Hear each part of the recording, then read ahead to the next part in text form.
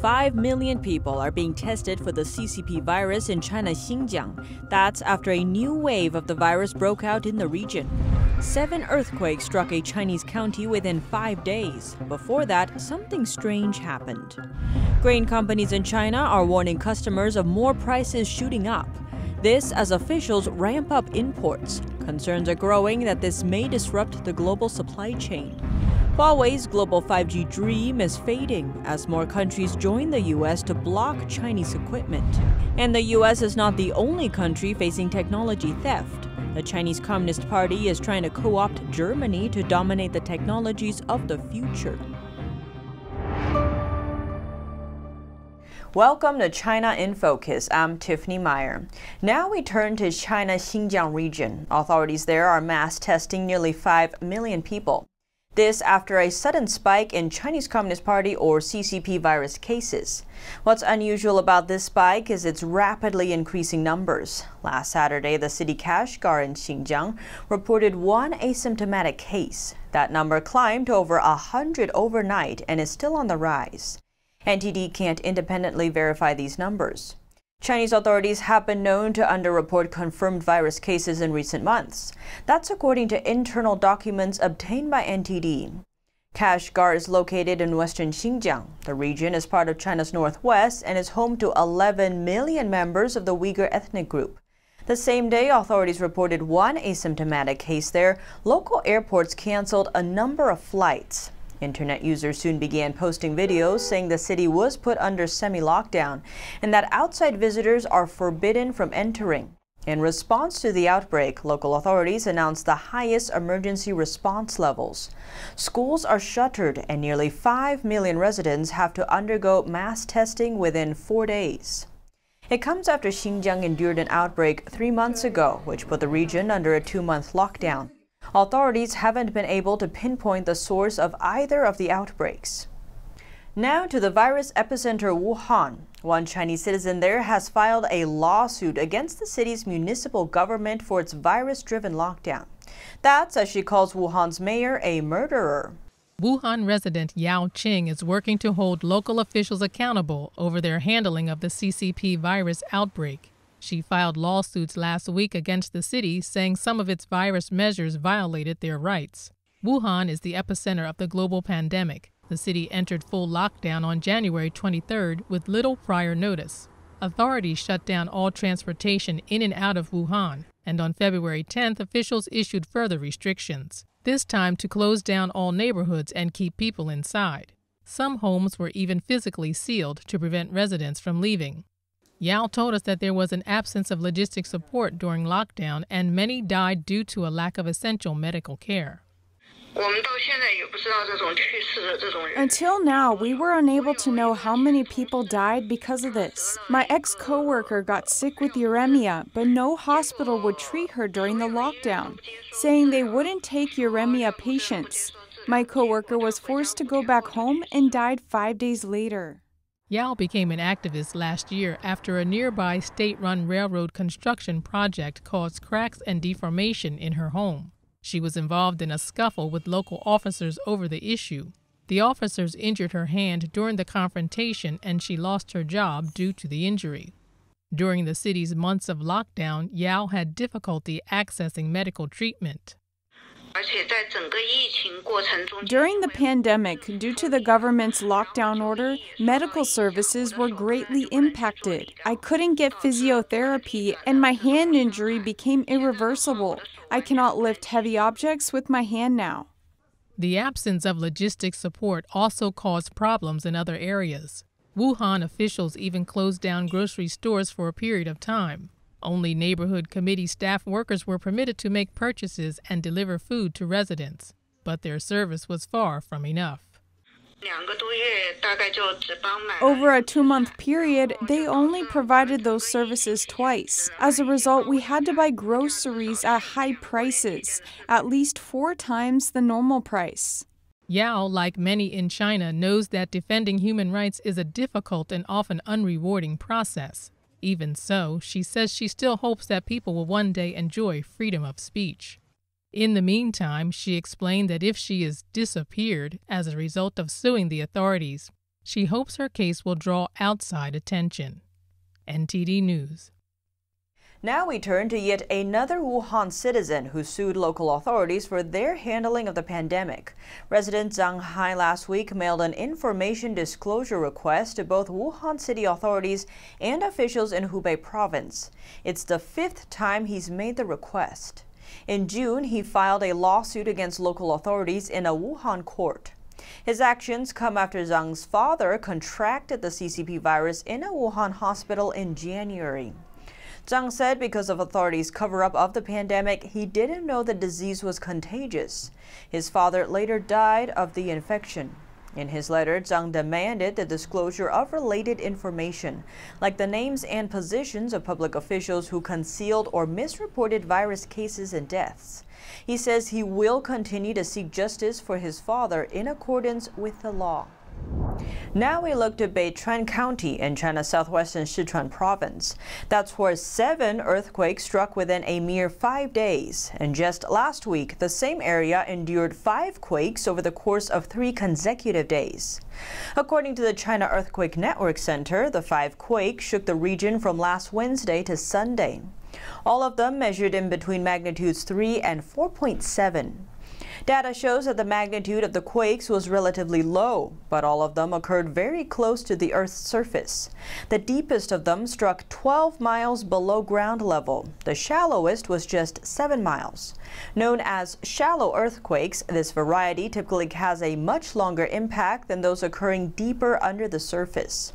One resident in Chengdu City reported feeling the effects of the quake on Sunday. Chengdu is located about 100 miles away from the earthquake center. Some netizens expressed their concern on Chinese social media following the events. They noted that the smaller consecutive earthquakes could be precursors to a major one.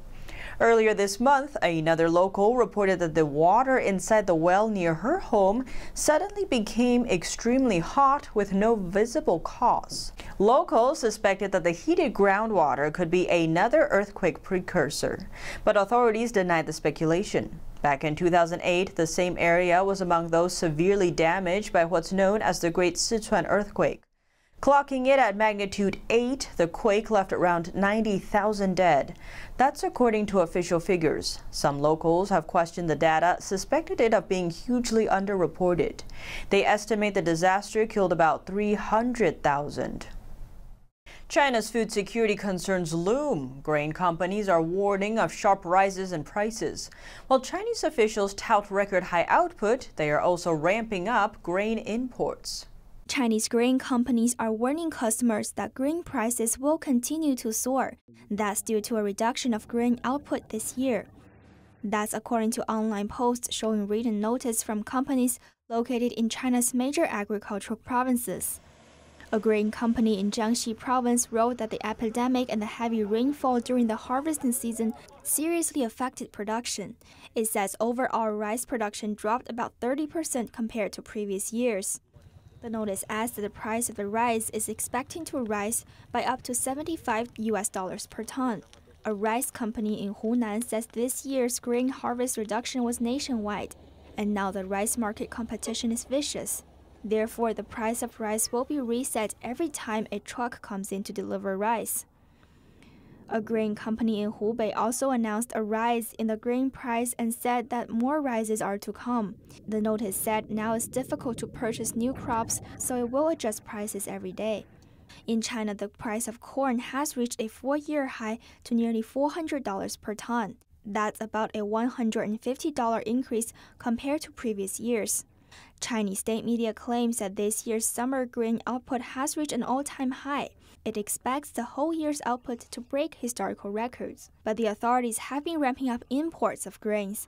According to Chinese media report, 43 rice exporting companies in Myanmar were recently granted permission by Chinese officials to export rice to China, while Reuters reported that the regime is discussing permits for millions of tons of additional corn imports over the next year. The report says this may drive up global prices of corn and other grains.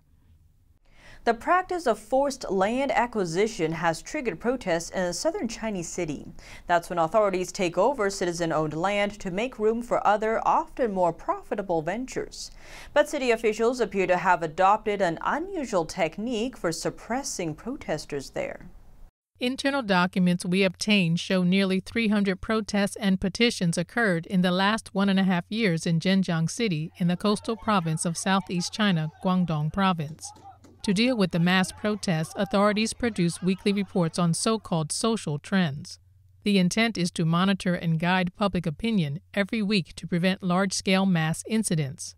The weekly reports from January 2019 to June 2020 show within 1.5 years there were a total of about 300 protests and petitions, including over 100 mass protests and over 170 petitions in the city. Mr. Wang, a local citizen, said the farmland in many villages has been taken by authorities against people's will, and their houses were demolished. Villagers' petitions have been suppressed. To protect his identity, we gave him a pseudonym. The police, prosecutors, and courts are all involved in the suppression.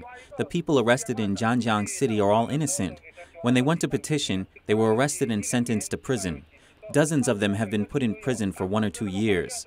Almost every village has these kinds of cases. The court said that the court was set up by the government and serves the government, and it is useless to sue the authorities. You'll never win. Mr. Liu, another local, said the villagers who defended their rights have been closely monitored. They will be stopped as soon as they arrive in the railway station of the city on their way to Beijing to petition. We also gave Mr. Liu a pseudonym. He is one of those whose land has been taken by the local government. When he tried to file a petition at the central government in Beijing, local officials stopped him on the way and injured him. He was sent to the hospital for treatment. Petitioners going to Beijing were taken back. They were arrested and locked up in the police station. Then they were sent to the labor camp in Xinjiang City. They were brutally beaten and injured. It was terrible. Xinjiang has the most corrupt officials. We, the ordinary people, live in dire straits. We are angry, but we dare not speak out. Villagers in Xinjiang City also stated the local government set up a so-called flying tiger team to recruit people who like to fight. Often they are people without fixed duties. The local government sometimes sends nearly 1,000 people to demolish houses at a time, and any villagers who resist demolitions are violently beaten. The policemen are mixed with the so-called flying tiger team, and they have demolished hundreds of houses. There is no compensation or anything for losing the houses, no living expenses, subsidies, resettlement fees, nothing. The territory under the Communist Party is a world of tyrants and hooligans. The internal documents also revealed that sometimes more than 100 people filed a petition together. The two biggest petitioner groups are veterans and villagers who had lost their land. Reporting by Xiong Bin, NTD News. Hundreds of people rallied in Taiwan's capital on Sunday to call for China to release 12 Hong Kong citizens arrested at sea by mainland authorities in August. The rally is part of a global campaign to support the pro-democracy movement in the financial hub. One protester said Hong Kong's today is Taiwan's tomorrow. Taiwan will become Hong Kong if we don't step forward. The 12 were arrested in August for allegedly illegal entry into mainland China after setting off from Hong Kong in a boat bound for Taiwan. All of them were involved in pro-democracy movements in Hong Kong. Now we turn to the military front. Beijing said it will impose sanctions on 3 U.S. companies over arms sales to Taiwan. The 3 companies are Lockheed Martin, Boeing Defense, and Raytheon. This comes after Washington approved potential arms sales to Taiwan last week. The weapon systems include sensors, missiles, and artillery. The value of the deal could total almost $2 billion. Beijing wants to rule Taiwan, but the island considers itself an independent nation. The U.S. has no official diplomatic ties with Taiwan, but is required by law to provide it with a means to defend itself. The U.S. potential arms sale to Taiwan came after Beijing increasing military activities near the region. Several weeks ago, Chinese fighter jets crossed the midline of Taiwan Strait. This area is considered a buffer zone between Taiwan and mainland China. China sanctioned Lockheed Martin in the past for selling weapons to Taiwan, and the company said it has limited presence in China. Social media giants Facebook and Twitter coming under fire for alleged bias. This after the platforms blocked a New York Post article relating to a negative news story about Hunter Biden, Joe Biden's son. Committee Chairman Senator Lindsey Graham announced on Friday the platform CEOs will voluntarily testify before the Senate next month. Graham said in a statement the hearing will focus on the platform's censorship and suppression of New York Post articles. He added in the statement the hearing will provide a valuable opportunity to review the company's handling of the 2020 election. According to the press statement, the hearing is set for November 17th. The social media platforms came under fire after stemming the spread of the New York Post reports on emails reportedly belonging to Hunter Biden. The emails pointed to Biden's alleged business dealings with foreign powers, such as Ukraine and China. Facebook blocked the article on the grounds that it needed to be fact-checked first. Twitter stopped the article from being shared at all, saying it fell under the platform's hacked materials policy. Twitter CEO Jack Dorsey says his company's actions were unacceptable. White House Press Secretary Kayleigh McEnany was locked out of her personal Twitter account on Wednesday. It was after she shared the New York Post article about Biden's son. And on election meddling, an investigation by American magazine Newsweek found hundreds of groups in the U.S. with ties to the Chinese regime doing just that. Newsweek found 600 such groups with ties to the CCP who allegedly engage in a variety of activities, from gathering information on businesses and building economic ties. According to the report, a separate investigation by the International Cyber Policy Center of the Australian Security Policy Institute found thousands of examples of fake accounts posting on social media. These accounts are affiliated with the Chinese regime. The goal of the posts is to create division ahead of the election. In recent weeks, both Microsoft and Google have pointed to attempted cyber attacks linked to Beijing. These attacks targeted individuals working with the Biden and Trump campaigns. Experts are concerned this just points to the surface level and allege the communist regime's goal to subvert American democracy is much larger. Chinese telecom giant Huawei's global 5G ambitions have taken yet another hit. That's as 3 more countries announced they won't be using Chinese technology in their 5G infrastructure. 3 more countries on Friday signed an agreement with the United States to become members of the U.S.'s The Clean Network Initiative. Membership means they won't be using Chinese technology in their 5G infrastructure. That includes equipment from Chinese tech giant Huawei, which the U.S. has deemed a security risk. Bulgaria, Kosovo, and North Macedonia in Eastern Europe are the latest to sign on. They're among more than 30 other countries who have already joined. According to the State Department, the initiative seeks to eliminate long-term threats to data privacy, security, and human rights posed to the free world from authoritarian malign actors, such as the Chinese Communist Party. Because Huawei is based in China, it's subject to the regime's demands. Former Huawei employee Jin Chun told NTD's sister media The Epoch Times that Huawei has connections with China's National Security Department. He says several top leaders in the company are from CCP government agencies, either the Chinese Army's General Staff Department or the National Security Department. Since 2018, the CCP has been investing heavily in the 3 Eastern European countries. The funding came as a part of its Belt and Road Initiative, an infrastructure project bringing Chinese money into foreign countries and often expanding the regime's influence overseas. At the time, both Bulgaria's president and North Macedonia's prime minister positively viewed their cooperation with the CCP. The move to disengage with Chinese telecommunications is in stark contrast with their stance from just 2 years ago. The change is likely due to the U.S.'s campaign against the CCP in Europe in recent months. A new report raises the alarm over the Chinese Communist Party's strategy with Germany. It states the CCP is trying to co-opt Germany to dominate the technologies of the future. NTD's Germany correspondent Christian Watson has the story.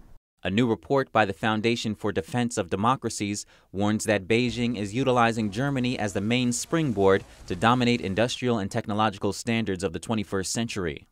It's part of Beijing's economic plan to become a leader in 10 tech sectors within 5 years. Made in China 2025 is part of the Chinese Communist Party's long-term plan to become the dominant world power by mid-century, replacing the U.S. For Beijing, Germany has both the technology and the willingness to cooperate to help it get there. The report states Made in China 2025 targets Germany first as a source of technology, second as a partner through which to export standards favorable to China, and third as a competitor for the lead in the current industrial revolution. The CCP usually touts win-win cooperation, but as the report points out, some German companies end up losing as China siphons off technology. For example, in 2001, Siemens entered a partnership with Shanghai Electric on gas turbines, one key technology for China. Once Shanghai Electric got what it wanted, it ended the relationship and Siemens lost out. A 2018 analysis found that the majority of Chinese mergers and acquisitions in Germany align with the key areas of MIC 2025, like electric vehicles, electrical equipment, biomedicine, and robotics. MIC 2025 also aims to upgrade the Chinese military. For the CCP, the controversial takeover of German robot manufacturer KUKA in 2016 by China's Midea Group served that goal. Now KUKA is part of several industrial parks in China, pursuing both military and civil uses. According to the report, the CCP's plan threatens beyond Germany to the rest of the Western world. It states, if left unchecked, China's strategy will undermine and produce a world hostile to the prosperity, security, and values of Germany, the United States, and their liberal democratic allies.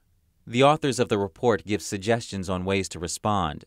They say the U.S. and Germany should join forces to define restrictions on the export of technology and on investments tailored to bids by China, and that NATO could play a new role in defending its members against economic and military encroachment by the CCP. Reporting by Christian Watchin, NTD News, Berlin. And that's all for today's China in Focus. Thanks for watching and see you tomorrow.